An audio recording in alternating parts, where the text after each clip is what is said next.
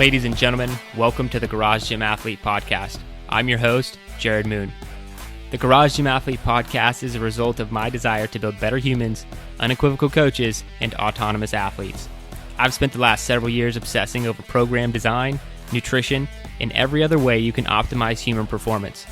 This podcast distills the latest scientific research with what I've learned and blends it with the not-so-scientific field of mental toughness. We are here to build you into a dangerously effective athlete.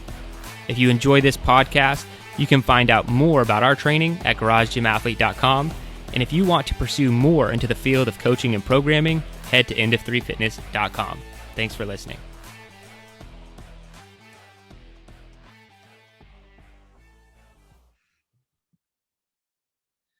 All right, ladies and gentlemen, welcome to the Garage Gym Athlete Podcast.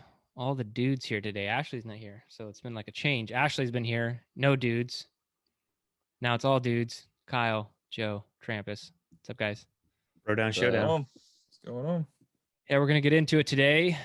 So if you're new around here, like podcast or YouTube, wherever you're at, this is the Garage Gym Athlete Podcast. We dive into a lot of science, programming, great stuff for Garage Gym athletes. We solve a lot of problems. What we don't do is, the common BS fitness industry stuff, shirtless selfies and talking about how you can increase your testosterone from eating pizza and all the, keto craziness. We're just not really into that. We're into fitness for the long term. And the term we use a lot around here, is daily over decades. And that's what we really think is very important in everything that we do, because it's the only real way that you're going to see results. There are a lot of fun 4-week strength cycles you could do, and even a 12-week program with us in our app. You can go to garagemathlete.com and sign up for a 14-day free trial if you're into that. But ultimately, even the 12 weeks isn't the end goal. You're going to have to be into this health, fitness. It's just going to have to be a lifestyle. There is no, I'm going to dabble. This is a major part of your life. Making sure your body works properly, putting in the work, shoving things in your mouth that are good for you. Like, these are things that you're going to have to do until the day you die. Not if you just want to run faster, lift more weight. If you just want to be optimal, if you want to think more clearly, if you want to be able to produce more income for your family, or you want to be a better spouse, you want to be a better father, husband, brother, whatever it is that's important to you, this is the answer. It's daily over decades. It's putting in the work. And so, starting with that reminder, I'm going to talk about a lot of stuff today. We have a study we're going to cover. I found it very interesting. The topic, the study is about auto-regulation, which is an interesting topic to me. We've brushed on it multiple times in the podcast. And auto-regulation is where you just kind of listen to your body. And but they kind of put some scientific parameters on that, and we'll talk about it. But I think auto-regulation in every field of health and performance is really cool to look at. And so we'll get into that. Then we're going to talk about a book that we just all recently finished. Massive book, like very long. Textbook, straight textbook. Yeah. So it's called Life Force by Tony Robbins. Interesting book. So we're going to review that one, tell you if it's worth your time, or maybe you can skip it. So we'll do a book review there. And then we're going to finish out the day with a workout. So the harder to kill 5-miler is today's Meet Yourself Saturday that we'll be talking about. And one of my favorite ones, really. I really do enjoy this workout. It's a lot of fun, and it can be painful as well. So that's it. Let's get into it. So this study was done in January of 2022, and I think this might be the first study we've done that was done in 2022. So that's cool to see those coming along. And the name of the study is The Effect of Load and Volume Autoregulation on Muscular Strength and Hypertrophy, a Systematic Review and Meta-Analysis. So like I talked about last week, systematic review, meta-analysis is where they study studies. They take a lot of different studies, they put them together, and they try and come up with some sort of, determining factor, statement of truth, whatever you want. It's a lot more concrete when it comes from one of these, a systematic review or meta-analysis, because they're looking at so many different studies within their parameters. And so, and how does that differ from other studies? I kind of talked about this last week too. Like sometimes we'll go over a study, but it has like 15 participants or whatever. And I don't think that the participants is necessarily what matters. It's just a big part of science is this a repeatable result? Like, is it repeatable? Because you can have this amazing study that someone came to this crazy conclusion, but if it only ever happens once and it can't be repeated, science doesn't normally actually adopt that as any sort of fact, even if there's a study to back up your claim. And this is where nutrition battles happen a lot in the fitness industry. So that's the name of the study done in 2022. And in my mind, I'm just going to make this easy since it is a systematic review meta-analysis that you can really dive into the weeds. They're really just looking at auto-regulation versus standard programming. So standard programming might be lifting more on percentage based. So things that you'd probably be accustomed to. And then auto-regulation, they were looking at two specific things. And that was kind of your RPE or reps in reserve. So like how you felt, like how many more reps you think you could do or how hard the set was. Or velocity loss, which I think we've talked about specifically on this podcast. So velocity loss is when you are just getting slower. You're starting to lift slower. And that, to me, that's a huge red flag. I think the conclusion from the study was pretty great. And so we'll get into all of it. But what do you guys think about this study? I like that the fact that we've gone over some of these studies already within this meta-analysis is kind of cool. So they're just circling back around that. That's how much autoregulation is becoming known and used. I think it was a good conclusion that what autoregulation has basically self-selected load and stuff has its uses, and that you could it's a viable option. You don't have to always be told the load that you should be lifting. I know we get that question a ton in the programming, and I know like Shred, for example, and other places, like when we do tempo, we let the athletes choose the load because it's more important to choose the load to fit within the parameters that we want them to lift than to get stuck on a certain percentage to lift. And this is just more evidence to back that up. Now, I guess somewhat anecdotally, but where I think autoregulation has some limitations is on the person, on the athlete, because you actually have to put in the work and actually like get to your proper reps in reserve, to a proper, whether it's 2 to 3 reps in reserve. But if you just think you're starting to fail early and you really add 5 to 6, then you're not actually accomplishing that properly. Same with like tempo. If tempo's lifting is hard and it sucks, but you could still do more weight and still fulfill that tempo. You just don't want it to suck more with that extra weight. So like autoregulation is great, and these studies kind of prove that. But just something that I've thought about as reading these is that it also comes down to the athlete and the user, because most of our accessory work is going to be self-selected load, but our strength is typically percentage based. So we do both, and yeah, I like that they looked at not only strength gains, they had the velocity based. I'm not sure if they did much with hypertrophy, but it was mentioned. So I'll turn it over to Kyle from there. Yeah, I agree. I think autoregulation is a bit of a more advanced technique. It's for more advanced lifters, more experienced lifters versus newbies. I think newbies, percentage based is kind of the way to go. Like, they need to be told, if you're new to the gym, you're new to training, those types of things, you kind of need to be told, all right, this is what weight you need to do. This is how many reps you need to do it.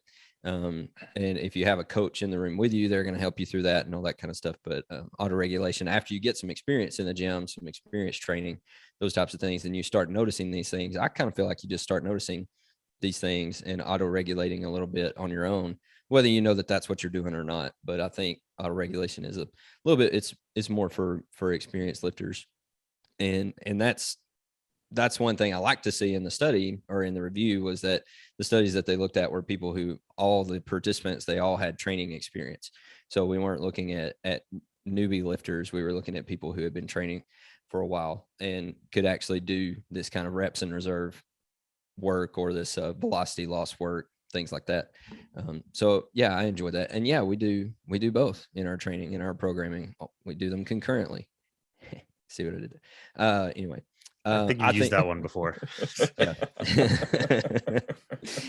But specifically with velocity loss training, they were looking at significant strength gains when velocity loss was less than 25%. So if you had lost less than 25% of your velocity over the course of a set, that led to much higher strength gains. If your velocity loss was over 25% in your sets, across your sets, that led to more hypertrophy. So that's something specific for experienced lifters who want to try to implement velocity loss training. If you're going for hypertrophy, velocity losses over 25% is going to lead to more hypertrophy, which makes sense. If you're doing more reps, it just makes sense that you're probably going to lose more of your velocity across the set, unless the weight is just too light. If the weight is super light and you're doing a lot of reps, you're probably not going to lose a lot of velocity. But anyway, that was something that stuck out to me, was just when they were looking at the velocity loss, which was just interesting to me anyway, just this velocity based training, which again is something that we throw into our training as well. And just to jump in right there. So when it comes to muscle, and this is part of their conclusion, to be honest, when it comes to muscle growth, you want as much muscle control as you possibly can in your lifting. You want it to be slow and you want it to be painful. And sometimes people get these two different types of training mixed up. Like if your legs are really burning during like a 3x3 squat, something's wrong. Like they're like, and I don't mean like you're broken, but maybe you're just not very trained if you're experiencing that, because and I'm sure it's the same for everyone sitting here, but if we do a 3x5 or a 3x3, some sort of set like that, which is like kind of basic strength type stuff, our legs are not on fire after the fact. I'm not saying it's not hard, but our muscles are not sitting there like burning. And that should be the case if you're going for hypertrophy and you want to go slow and controlled. You want to rip your muscles apart when you're doing hypertrophy. And so slow and controlled makes sense. So that's how it makes sense on the velocity. But then when it comes to strength, you need power, and power is speed. Right. And so the second you start losing that speed, you're no longer powerful. You're not generating as much force anymore. And it becomes more of a physics problem. And hypertrophy is much less math based like that. It's not a physics equation. It's just make it hurt. The weight doesn't matter that much. Did you accomplish that? Cool. Your muscles are going to grow. Like hypertrophy is easy. Anyone who acts like it's hard is just not trying hard enough, to be honest. Like they're not making it hurt bad enough, and their diet's wrong. Like if you can't gain muscle, those are the only two things that you're doing wrong. I think that's why they measure velocity in so many studies now, is because they take the somewhat of the human element out of it, which is what I was talking about. Depends on the athlete and how much you push yourself. But like if they're measuring your velocity and you're not hitting if you're going for hypertrophy, you're not hitting the velocity loss that they want, then they know you can still lift more and do more.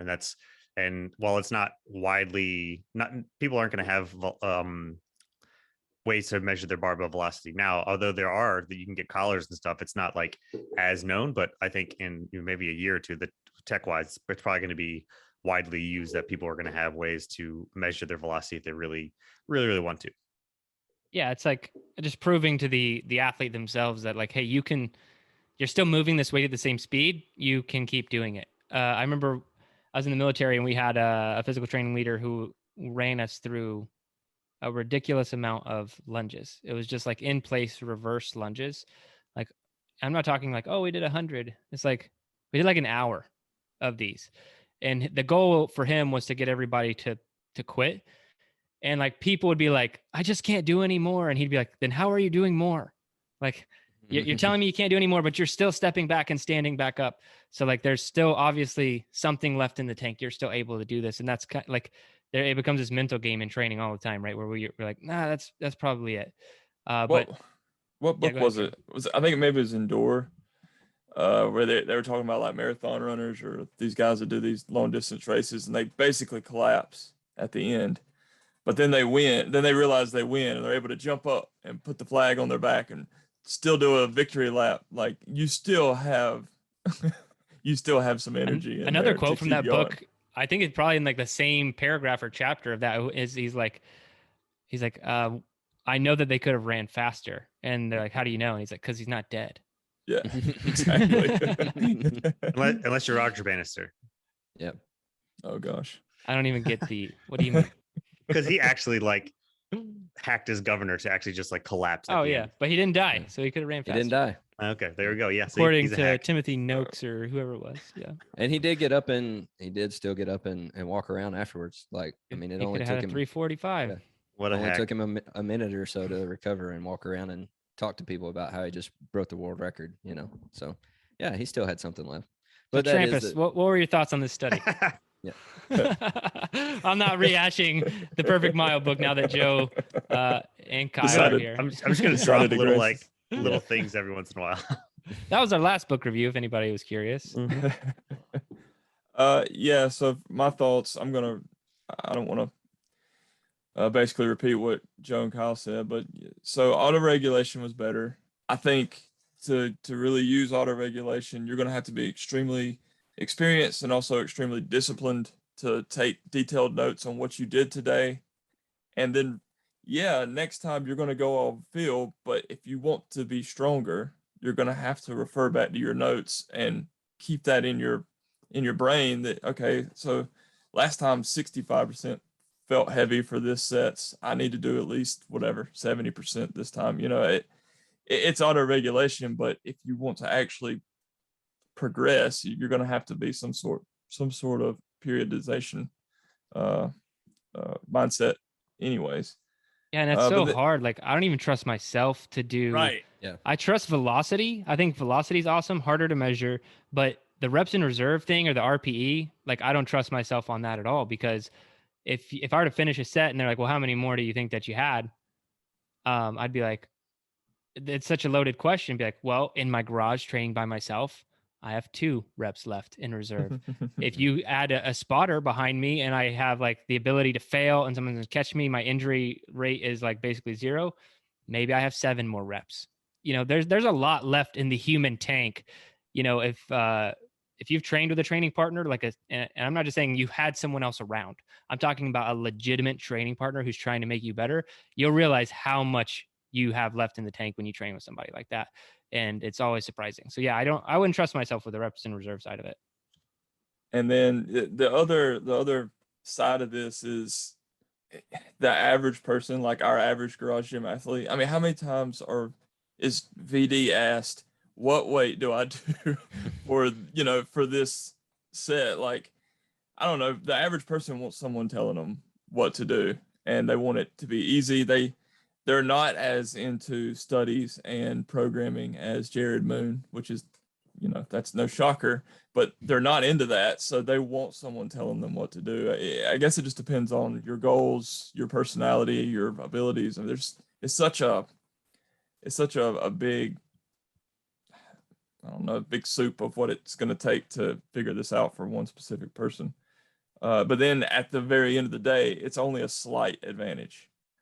And honestly, the best advantage is going to be whatever you stick to. So if auto regulation, you're seeing progress and you're able to stick to, some sort of progressive thing, then you should do it.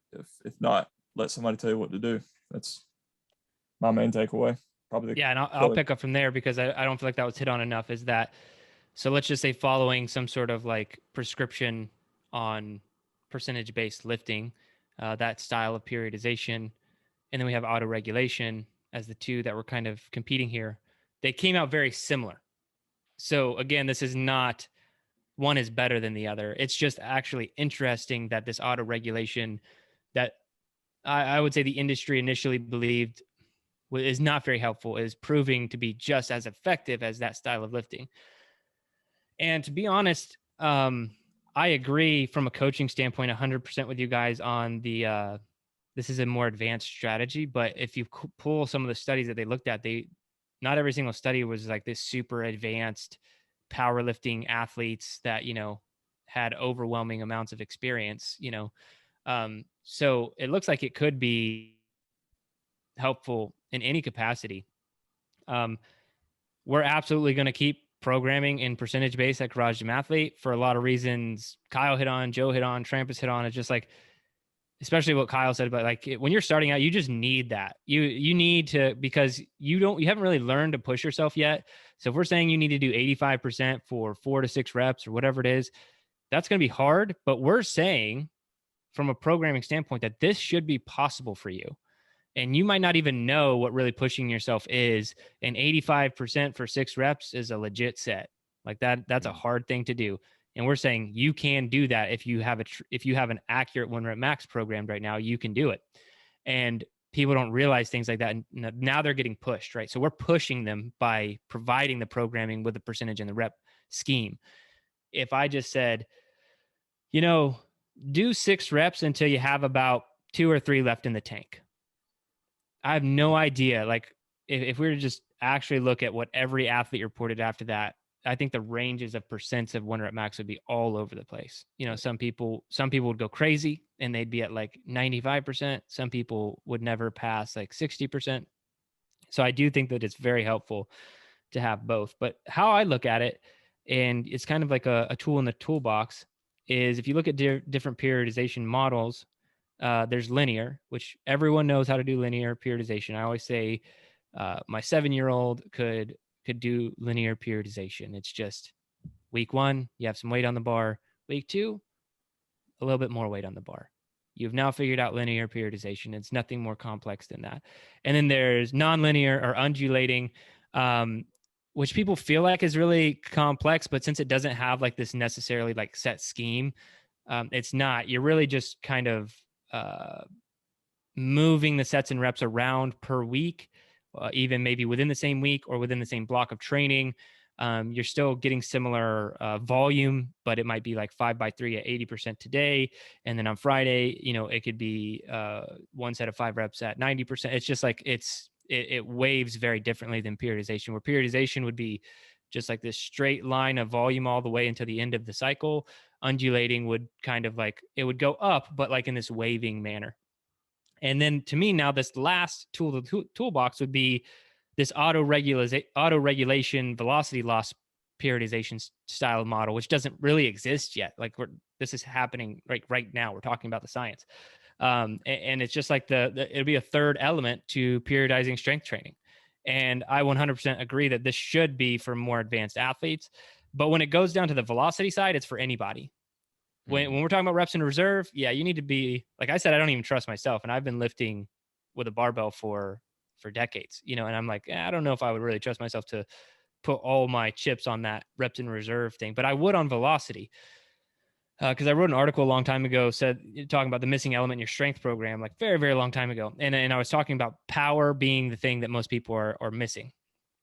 And velocity, that's all that's really measuring. When you're lifting slowly, you're not very powerful. When you're lifting quickly, you're lifting fast, you're generating power. And so the second you lose that power, what we're really learning from this study is that you're not actually producing a lot of result anymore. Right. So in hypertrophy training, when you're trying to build muscle and your muscles are burning, and like say you have a coach or you're just trying to push yourself and it's like, come on, do 4 more reps. And you squeeze out those 4 extra reps, your muscles are burning, it hurts. That was beneficial.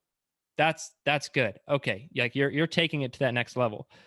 It might not be the same in strength training. I can't say that conclusively for this data, but if you're squeaking out 1 extra rep at 85%, that's slow, sloppy, and just looks like crap, there may have been 0 benefit other than potentially injuring yourself because you've lost all that power. You're no longer generating any power. You're slowly moving through this repetition in a very ugly fashion.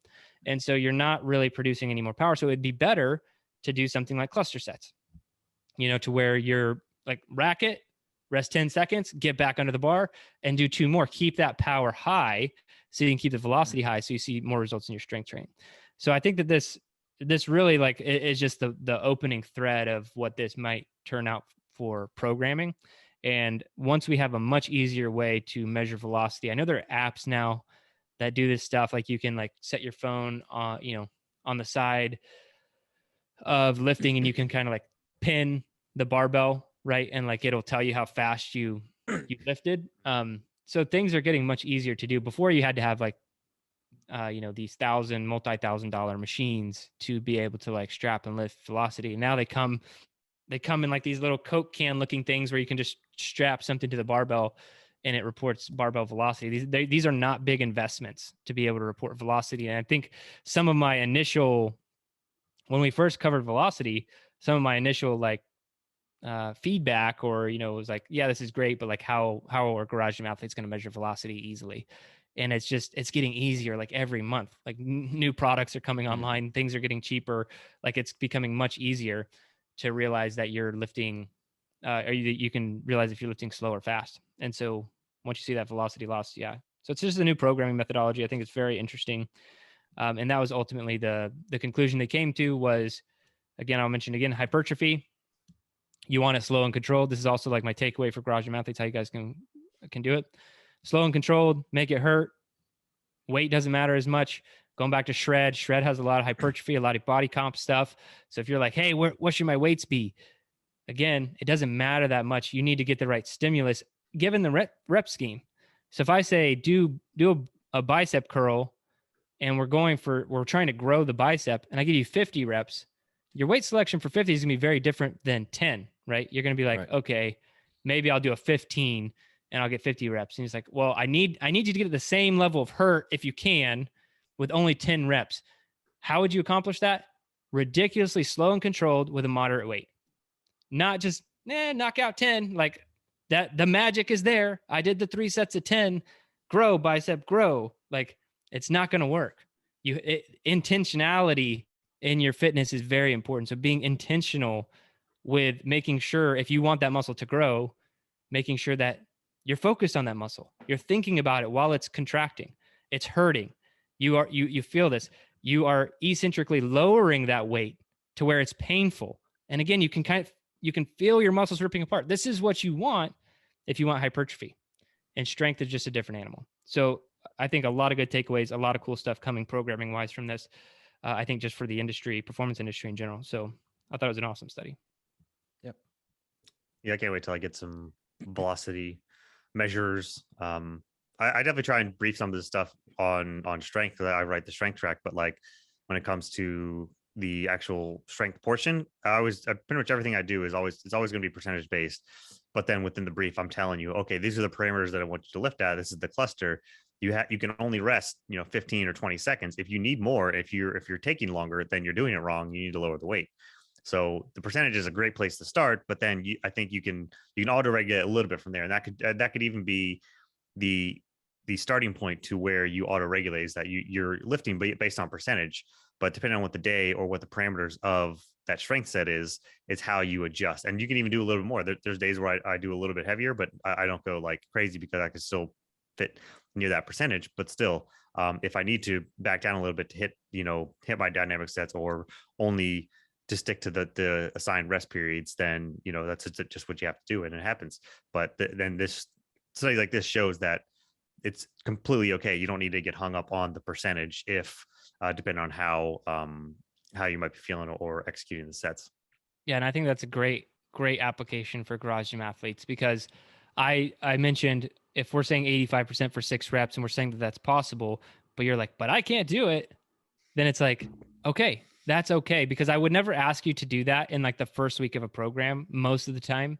And so all of our programming waves every 3 weeks in difficulty. So, week 1 should be the quote unquote easiest, not easy, but easiest of the 3. And then the third week is going to be the hardest. And so if the third week I'm asking you 85% for 6 reps and you're just not feeling it that week, it's not happening, there's no way you can get those. What Joe's saying is like 1,000% true. Just be like, yeah, I'm going to back down. Let's try 80% for 6 reps. And maybe I'll get that. I'll keep the power there. Like, you're still getting all the benefit here. And the benefit being you want to maintain that velocity being the most important thing, not losing that velocity and not having to rest 6 minutes between sets because you need to fully recover. Because you are losing a lot of the benefit. So that's a great way for application here. Like if you can't do what's prescribed because things have gotten hard, don't worry, deload's coming. Things are going to kind of reset if you're in our programming. But then also make any necessary adjustments you have to. It's better to lift less quickly, lift less weight quickly, than to just try and stick to what's programmed perfectly. Yeah, I learned that early on. I don't remember any specifics of the specific workout, but there was an uproar, and I remember it was like it was some ridiculous rep range you would program, and it was some ridiculous amount of weight as well. And like the whole Facebook group exploded with angst and It's probably tempo. You know, I don't remember what it was. I think it probably was tempo. Yeah. But because that's when we stopped doing percentages for tempo. Yeah, we did like 1 or 2 specifically- cycles, and we're just like, not anymore. Yeah. I specifically remember this post started, and Jerred finally had to like get on. It's like, okay, look, it's all right. Nobody could do this. Let's learn about it and move on. You know, Well, it's because I think I even briefed it, like, because I just knew what was going to happen. I was like, Yeah. okay. I was like, people hate it when we don't have percentages. We're doing tempo. I was like, I'm going to try and throw in percents here for where you should be. But tempo is such a different animal because there can be you can be a very quote unquote strong individual. Let's say you can deadlift 500 pounds, whatever, you know, but the second I ask you to do something slowly, it's different. You're like, I'm like, well, you should be able to do that slowly at 65%. And you can't even close to come up with a tempo. And then you're all pissed off because you think you're strong. And it's like, this is different. Like, this is different style of lifting. That should be good if you haven't done this before. It's going to make you better. But yeah, that's definitely what happened with tempo stuff, is like everyone is so different on what they can handle tempo wise, because it's kind of just a different animal that it's very hard to give a true prescription for it. All right, let's get into Life Force. So Life Force by Tony Robbins. You know, I'm just so interested to hear. Let me read the full thing here. Life Force: How New Breakthroughs in Precision Medicine Can Transform the Quality of Your Life and Those You Love, by Peter Diamandis and Tony Robbins. So it was by both of those. I'd maybe not give Tony all the credit. So Tony Robbins, I'll just give some background. If you're not familiar with him, he's written a lot of, he wrote Money, Master the Game, like a lot of self-help stuff. He's like into NLP, like psychological programming type stuff. And he runs these massive events, Inner Fire. He's very much a, I don't know what to call him. Like he also has a Netflix documentary called I'm Not Your Guru. He's just, he helps people make these mental breakthroughs, but he's sold a lot in the process.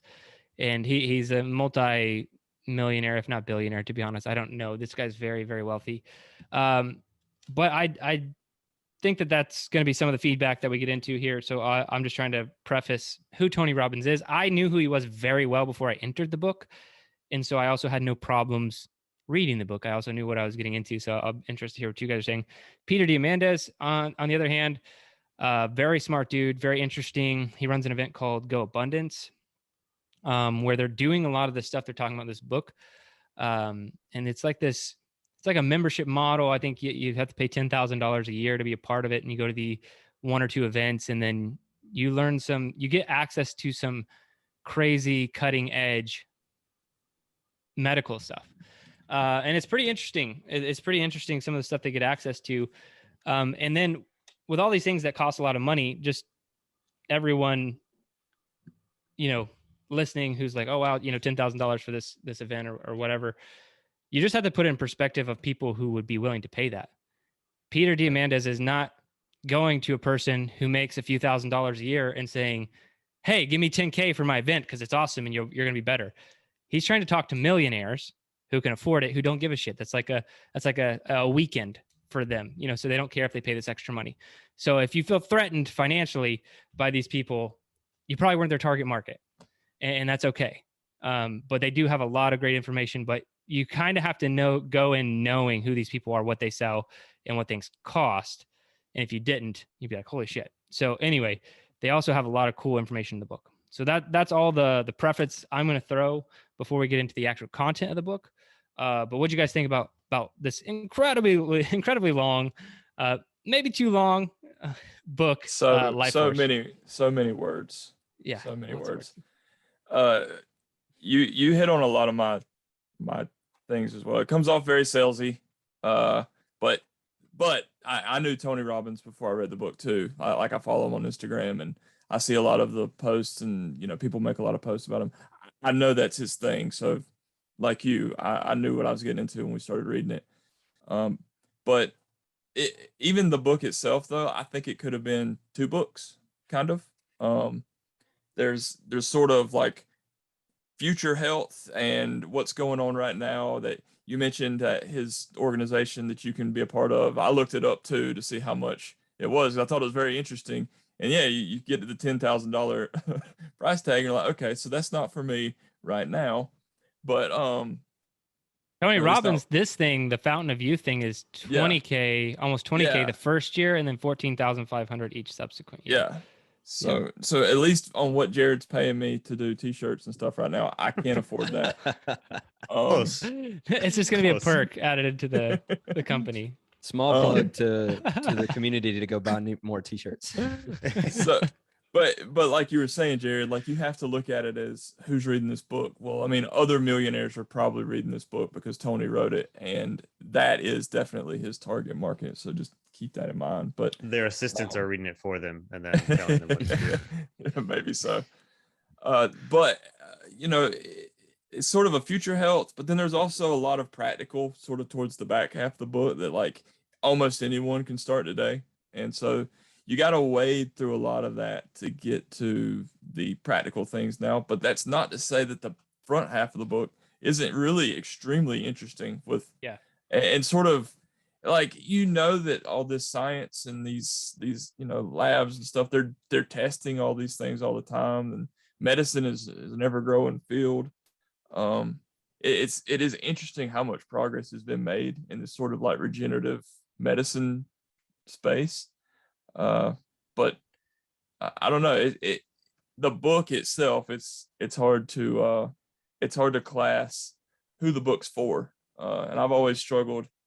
I feel like there's like 4 groups of people. There's really unhealthy people that could probably get some takeaways from this book. There's normal people that are healthy but don't really care. There's the garage gym athlete types who are healthy and we're trying to progressively get better, and elite athletes. And then there's elite athletes. So who is this book for? I don't really know. I feel like almost everybody could take something from it. But you have to go through all 25 hours. If you're listening to it, you got to go through all 25 hours to get to those certain places, or skip ahead. But overall, it's a good book with a lot of good information, just a lot of work to get to it. That's my overall take. Joe? Yeah, it's very long. I do agree that it should have been kind of split into 2, and you can kind of like even flip flop the sides of it, like beginning to the move the beginning to the move the end to the beginning. Because it's like super applicable towards the end with like lifestyle takeaways and parameters that everybody can do. But instead of starting with that, he started with like, here are the most expensive therapies I can think of known to man that you probably can't afford, but right. Try and you and Jerred, you were ahead of us. So you said, well, the back half's a lot better. Like you can take away a lot. But if I would have gotten to the Fountain of Youth thing and looked up that it was $20,000 a year, and I would have been like, okay, so none of this is applicable to me, it would be tough for me not to just continue on. And we can jump back and forth. I'm not trying to interrupt your thoughts on it, Joe, but like, I also feel though some of these things that he's mentioning, and I mentioned this in our meeting, I think when we talked about it, but some of these things sound like a lot of money, but a lot of money goes off the table when you're about to die, you know. Like sure. if you have like this life savings accumulated, or like an IRA, or like money in the stock market or whatever, and a doctor gives you a diagnosis that you have like 3 months to live, I don't know how much you care about that money in the account anymore, right?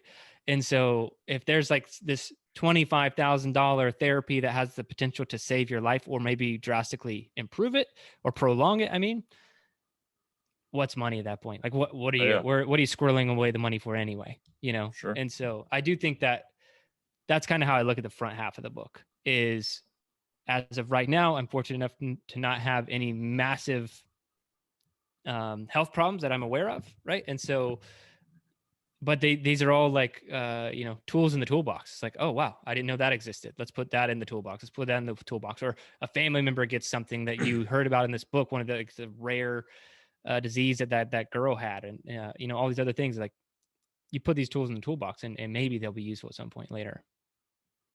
Yeah, and I know he's definitely a smart guy and did everything intentional in that purpose, so that he wants that, because that's the audience he wants to pull in. But like you said, like if I can get a stem cell injection that's going to help me walk or see again, then I'll sell my car if I need to just to get that, because that's just where, because a quality of life and whatnot. Granted, I wouldn't need a car if I'm blind anyway. I just thought about that. Anyway, hey, we know what you do. Yeah, like, I have to sell this either way.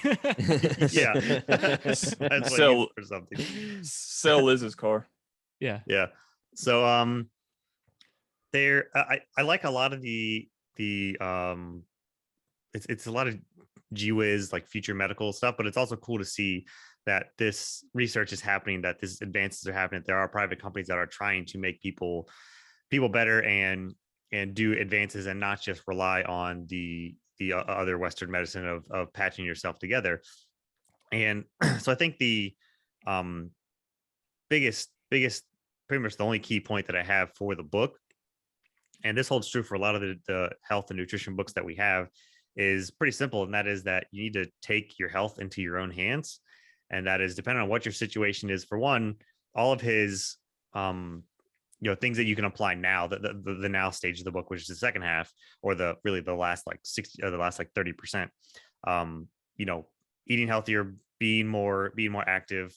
They said some kind of crazy studies about how, just changing a couple of habits of eating better and going for a walk 30 minutes reduced certain fatal diseases or whatever by like 250% or something like that. So like changing these things now, you should definitely do. But if you also have something more serious, then you should still be taking your health into your own hands, because not all doctors are going to know all of these things. They're going to kind of treat for what they know. And this is a good eye-opening way to see that there are alternative practices out there, that you can diversify what you're trying to how you're trying to help yourself, whether it's looking into stem cells or all these other treatments that it looks into, because like not one doctor is going to know all of the treatments. So taking your health into your own hands, I think, is one of the most key things that all of these health and nutrition books have, because you really do need to educate yourself, because not one person is going to hold all the answers for you. So I think this book does good for that in general. And that's probably the most positive that I would say. For the most part, for like the first half, is anybody that's like in the medical field or just has interest in future medicine, you might be the ones to take away anything from that. Or if you really are just looking for like, hey, I have this awful disease thing happening, I need to find some help, that's kind of the parameters that you're going to fall into. Very, very niche. But for the rest of it, I think it still can be good to listen to. And on that, I just have actually one quote that I pulled off was something that he said, and that is, doctors are so busy saving lives that they don't have time to prevent those from dying. So he had some like river analogy, like the doctors are too busy pulling people out of the river from drowning that he can't stop people from jumping into the river, which I think is a great way to put some a good bit of the medical field and health community. So Kyle? Yeah, I enjoyed the book overall. Like Joe just said, the front half of it is a lot of stuff that's currently in the pipeline. And he talks a lot about technology, and he talks a lot about medical science and how it's advancing rapidly. He talks about something called Moore's Law, which basically like calculates how quickly things can progress, and they just progress exponentially with time. And so these things that sound like science fiction to us, he's saying actually people are working on the beginning steps of that right now. And because like of growing Moore's Law, lungs and stuff, like just all sorts of crazy stuff. Yeah, because of Moore's Law, like the way that technology and science advances exponentially, we're actually not that far away from these types of things that just sound crazy to us. And people are already doing pieces of that, but there's a lot of that in the book, and especially in the front half, of things that are not available yet, but are currently being worked on and currently being developed. And it was cool to hear about those things, but at the same time, it's kind of like, well, it's cool to hear about that, but it's not available right now. So why are we spending this much time talking about it? You know what I mean? Let's get to the things that are available now. And that's, again, what everybody has said. That's kind of the back half of the book, is a lot of the stuff that's available now, the stuff that's practical, things that you can put into practice right now. Section 3, I think, kind of covered, especially when I was listening to it. Section 3 kind of stood out to me as one of the most applicable sections. Is definitely when we started getting into the practical stuff that people can do today. And that's the section that talks the most about the stuff that we already cover on the podcast a lot. That's where he talks about sleep.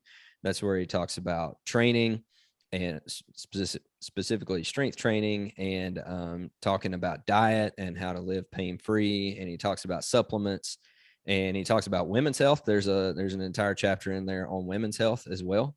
And he actually didn't write that chapter. He had a couple of women's health doctors that he knows write that chapter. Anyway, that section 3, I think, would be very, very applicable and very beneficial to our audience, to any garage gym athletes. I think if you're going to get the book section 3, just go ahead and skip to it. Like, the things that you miss in the beginning are okay. It's okay if you miss them. Just go to section 3 and listen to or read those things.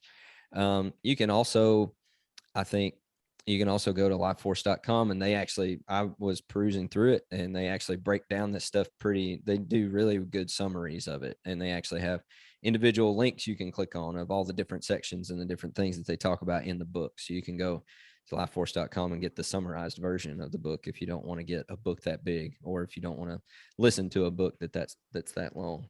The mindset chapters at the end, obviously we talk about mindset a lot here on our podcast, and we talk about it a lot with our programming, and we program that stuff in all the time. The mindset chapters at the end, I thought were very, very good, talking about just how powerful the mind is. I mean, what we just talked about earlier with the study, auto-regulation, that's all about mindset. That's 100% mindset. If you're doing auto-regulation work instead of percentage-based work, it's not about the numbers, it's about your mind. It's about how much you can push yourself. And so, yeah, the mindset stuff at the very end was very, very good, and how powerful the mind is. And I liked that he made the point in there that there was a line in there where he said, like in the middle of section 3 there, where he's talking about diet and exercise and all that. And he said, none of these interventions that we're talking about, none of this futuristic medical science that we're talking about, none of this is as effective for you as having a healthy diet and regular exercise. Like, if you're not actively taking care of your body, then this stuff is not actually going to help you as much as it could. This stuff is supposed to supplement what you're already doing, supplement a healthy lifestyle, not replace. It's like actual supplements. They're like, yeah, almost useless unless you have everything else in your life dialed in, and then they can give you that extra boost, right? But if you're like, yeah, wow, I just live in the worst possible lifestyle on the planet, but this says lose weight on it, let's take this pill, yeah. How well do you think that's going to go for you? Yeah. So I thought that was a big win for us. Just another confirmation of what we do and what we talk about all the time, of just helping people make positive changes and move forward with small habits over time.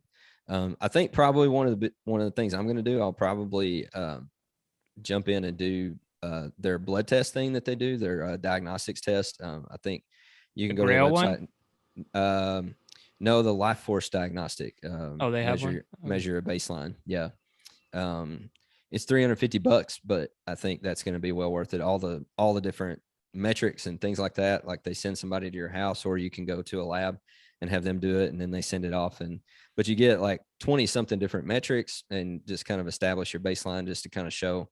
And this is going to help show like your propensity for disease, like where you currently stand, all those kinds of things, just helping you kind of get a good broad picture of your current trajectory and where you can focus on kind of dialing things in and start dialing things in.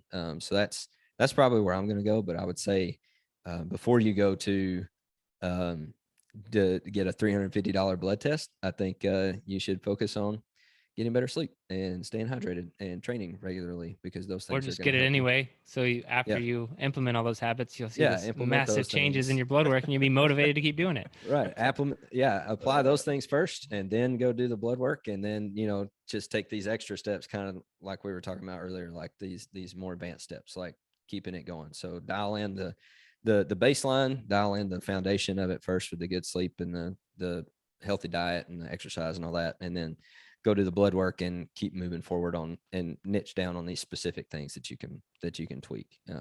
But that's what I'm going to pull from it as well. But I think it would be helpful. He even says at the very end, he's like, get this book and just refer back to certain sections of it. You know what I mean? Like, just get it and put it on the shelf. And when something comes up, because he talks a lot about the big six, like the major health crises, the major things that kill people, the major diseases that people die from, and things like that, like heart disease and cancer and diabetes and things. He talks a lot, has an entire section all about that stuff.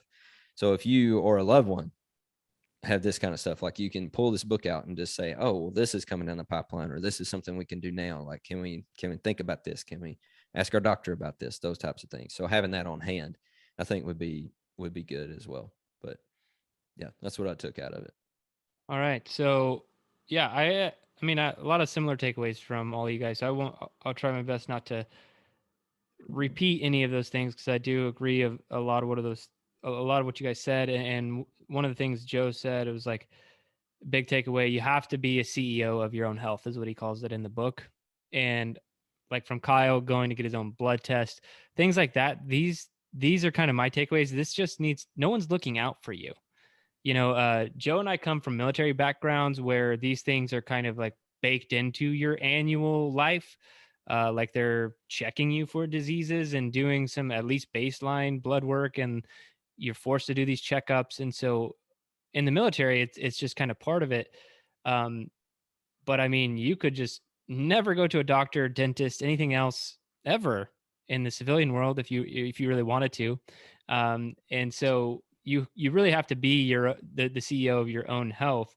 And so going proactively, like I do the blood work that Kyle's talking about. I don't know, not the Life Force one, but it's about that price range. And I do that once a year. I do it every single year to kind of look at different parameters and see, what I might need to pay attention to. I think getting a really good doctor, and this takes a lot of shopping around, not just having someone that you go to, someone who can like pay attention to you and like sit down with you and talk to you, and throwing more money on the table here. There, and at least in this area, I'm sure you guys might be seeing it in your area, but cash-based medical doctors and practitioners, I'm finding to be way more valuable. Emily and I just recently started to go to one, and yeah, you have to pay them cash out of pocket. There's no insurance. They don't accept it, period, dot. But the doctor will sit down with you for an hour, like 60 minutes. So you pay for an hour of their time, right? Like you would a lawyer, and you have an hour-long conversation with a medical doctor. Like, I just went to a doctor, an insurance visit a few weeks ago. And I saw the doctor for about 2.5 minutes. She ran in, talked to me for 2 minutes, and then left. I get it. Like Joe said, I get the river analogy. You guys are busy. You're trying to save lives, whatever. But if now we have to pay people to get them to pay more attention to us, like, whatever. If the medical system broken, this is it fixing itself. Because doctors, they want to help people. They want to have an hour-long conversation, but they know that they can't under a lot of these insurance-based models. And so a lot of them, they're just abandoning insurance altogether. And so then you get to have this hour-long conversation with a medical doctor who's super smart and can talk to you about you for the entire time. And that is a crazy experience. And so something else to maybe look into on top of getting, blood panels done and those kind of things. Now, going to the book, I feel this is either intentional or unintentional. So maybe I can try and call it out now. So Tony Robbins wrote Money Master the Game. And it's very much like this. It's like this textbook level, a lot of financial information. And then I think it was like a year or two later, he came out with Unshakable, which was basically a watered down version of Money Master the Game. And he even kind of said, yeah, that book was a little much. I want to like trim it down to just what people need. And so I don't know if that's I'm thinking because he is a super strategic, smart entrepreneur that it was intentional. I don't think it's unintentional. You can sell basically the same information twice just by waiting a year or two and giving the Cliff Notes version of your own book to the public. So the reason I don't think it was, the reason I think it's intentional now is because he did it again. He didn't learn from his mistake. He did it again. He gave us this textbook level, ridiculous thing. Which could easily be broken into 2 books, whatever. And so I don't guarantee, but I'm just trying to call it out now. Let's say a year from now, 2 years from now, if you see the condensed version of Life Force come out and Tony Robbins is like, oh yeah, I realized that book was a little long. I just want to cut it down. There's a pattern with this guy. And, he's just trying to sell the same information twice because he really could have cut the book down quite a bit, or it been 2 different books. So that's my only negative on that. My ultimate takeaway for the entire book, there was a lot of cool stuff about stem cells, regrowing organs, things with heart disease, cancer, also like all the basic lifestyle factors that we're talking about. My biggest takeaway was stay healthy as long as you can, and stay healthy until you can afford it, essentially, is the takeaway. So it's either you're either going to be able to afford it in one of 2 ways, because one, in your career, you should be making more money over time, right? So either you'll get enough money to afford these things that are more expensive, or over time they'll become cheaper and you'll be able to afford them. Either way, you need to stay healthy as long as you can, either till you have more money, until the technology catches up to where the things that we're talking about are so inexpensive you can get them done for very little amount of money. So that was my takeaway from the entire book. Stay healthy for as long as you possibly can, and then maybe you'll be able to take advantage of some of these things when they're cheaper, or you have more money to actually take advantage of them. So that's my ultimate takeaway from the book. And a lot of cool stuff, like Joe called it, gee whiz information. But I do kind of feel like we're living in, I don't know, it's like the sci-fi world with some of the things that they're doing. And you learn about it in this book. And there are all these worlds that we're not a part of, right? Like this longevity world, we're not really a part of it. So it's kind of opened our eyes to it, because like Comic-Con is a big deal. I don't know what happens there. I have no idea, but I know that there are a lot of people who think that's a really big deal. And like, that's most of what life is, right? Is like Comic-Con, getting ready for Comic-Con, talking about Comic-Con, post Comic-Con, YouTube about Comic-Con. Like there's that world, right? I'm not a part of it at all. Don't understand it. And I'm not throwing any shade on it. If that's your thing, go for it. And I just feel like this is that. It's like there's this longevity field and world that I'm not a part of, haven't really been a part of, maybe like a tiny bit just from the health side of what we're part of, that my eyes have kind of been open to. I'm like, well, this is crazy. Like this is a lot of stuff happening quickly, with like Moore's law, like Kyle was talking about. Like these things are just like exponentially getting crazier, and it's good to know about. Otherwise, because if you're just kind of sitting around, you're not the CEO of your own health, you're not paying attention to any of these things, and just boom, you have a disease one day. Maybe you find this book, maybe you don't. Maybe you just kind of take the hand that you're dealt. And yeah, I don't want to get into long conversations about how many family members have been screwed over by like the traditional medical system, because I don't think it's a doctor's fault most of the time. I think it's like lack of communication, system breakdowns. Like there's just a lot of other things involved, but we don't live in a great spot right now with the medical world. And I think if the most recent or current, I don't even know what we're calling it anymore, pandemic didn't open anybody's eyes to like, you should probably just try and be healthy all the time, because the data is pretty clear that if you had comorbidities, it was worse for you. Were there one-off cases or thousands? Yes, there were ultimately. But if you're an incredibly healthy individual, at least your chances are lower, right? It's not that you're immune. It's just your chances are lower from having some sort of significant event. And so you want to be healthy, stay as healthy as long as you can. How do you do that? Daily, over decades training and diet. Like that's it. All right. Get into the workout. Let's do it. The harder to kill 5 miler. This one is brutal. This is going to be one of our longer briefs. That's for sure. So the workout was designed for rowing. But Brutal can for run it. you to brief I was it. gonna say it's rowing. Not for people doing it. He's like, this is gonna be rough, guys. Hold on. I have I'm to. starting to sweat just thinking. Yeah, I have to read a lot on air, and this is So we'll see how this goes. That was The great. workout is 5 miles worth of 400-meter intervals. Again, you can row it. It was designed for rowing, but you can also run it. So it's 5 miles worth of 400-meter intervals. Rest time is 2 minutes between each 400-meter interval for the duration of the workout. So miles 1, 3, and 5 are your working paced intervals, and miles 2 and 4 are your rest paced intervals. So these different miles, each 400 that you do for these different miles, for miles 1, 3, and 5, you have a working pace. And then for miles 2 and 4, you have And don't worry about reading the paces. People can go look that up. Like, a resting pace. I wasn't going to read the paces. Okay. But anyway, so failing an interval, also known as going slower than the set pace, is a failure of the entire workout. So anytime you finish your 400 under the set pace for whatever mile you're on, then, so for instance, for rowing competitor, the working pace is 1:24 per 400. So if you finish your 400 in 1:25 or more, you have failed the workout, and so you're dead. It's called getting killed. So then that's outside of mile 1. If you get killed in mile 1, then you add 5 seconds to your pace, to both paces, your working and your resting pace, and then you start over. Now, if you get killed outside of mile 1 after you've completed mile 1, then the workout is over. But within mile 1, haven't really done enough work. Let's add some to the pace and start over and try it again. Once you complete each 400, you have a 2-minute rest. And then you start your next 400, and you go until you get killed. You go until either you finish the workout or you can't complete the 400-meter interval at the pace that you're supposed to complete it. And that's basically the workout. Again, we have paces set for you at the so for rowing, we have competitor paces, established paces, and recruit paces. For running, we have competitor, established, and recruit paces, and those are in the brief. Once you look at it in the app, those are there so you can see what your pace should be.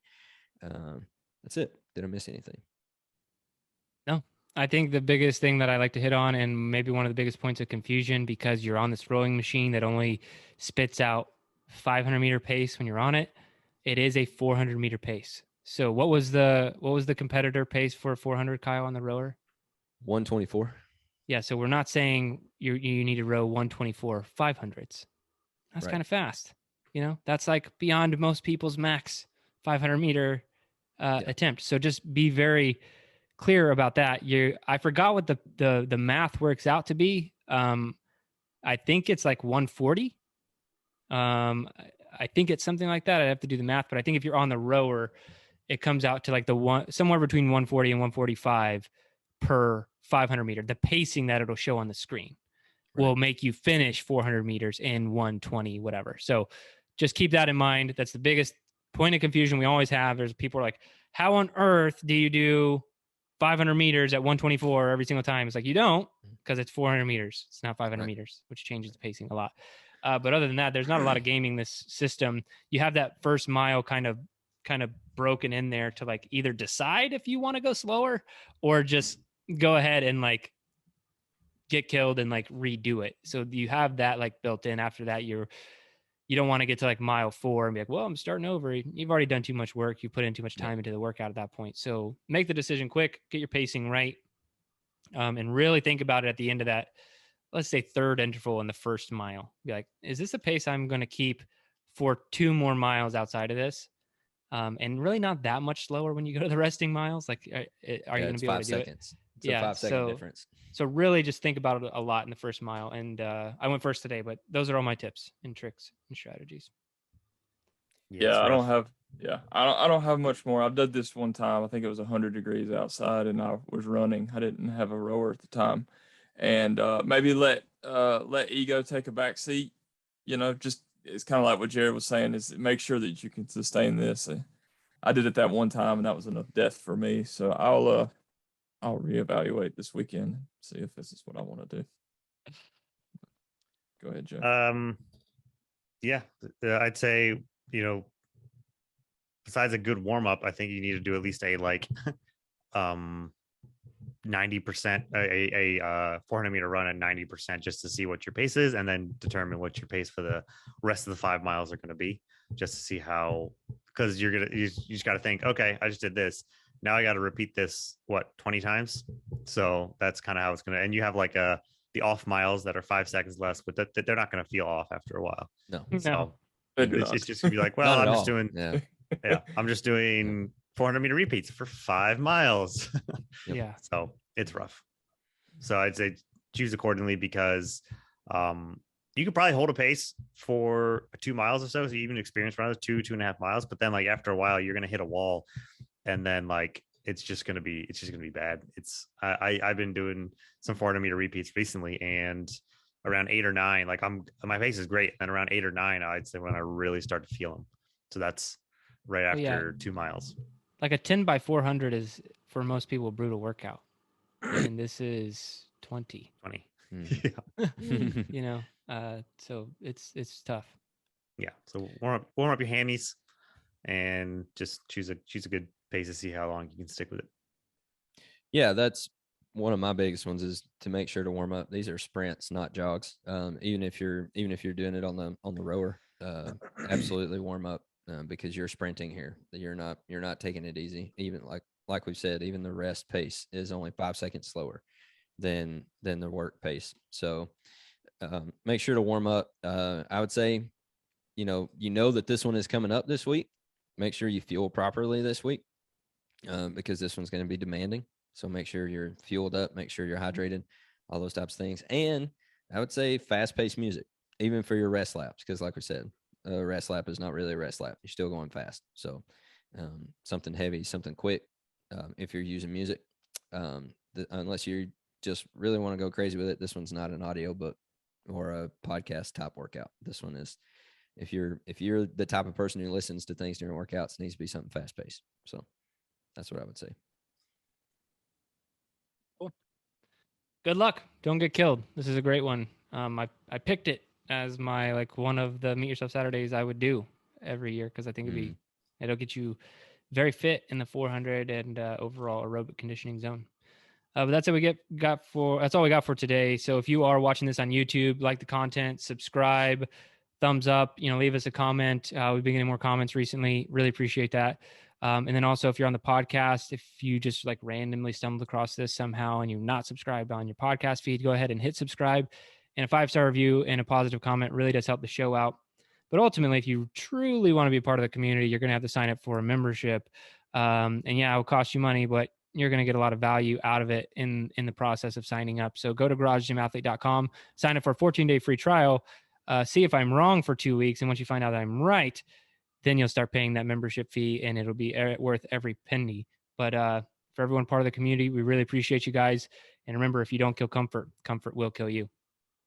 Gym Athlete Podcast. If you want to learn more, go to garagegymathlete.com. You can learn about our training. Let us send you a copy of our book, The Garage Gym Athlete, or you can even get featured on the Garage Gym Athlete Podcast. Thanks for listening.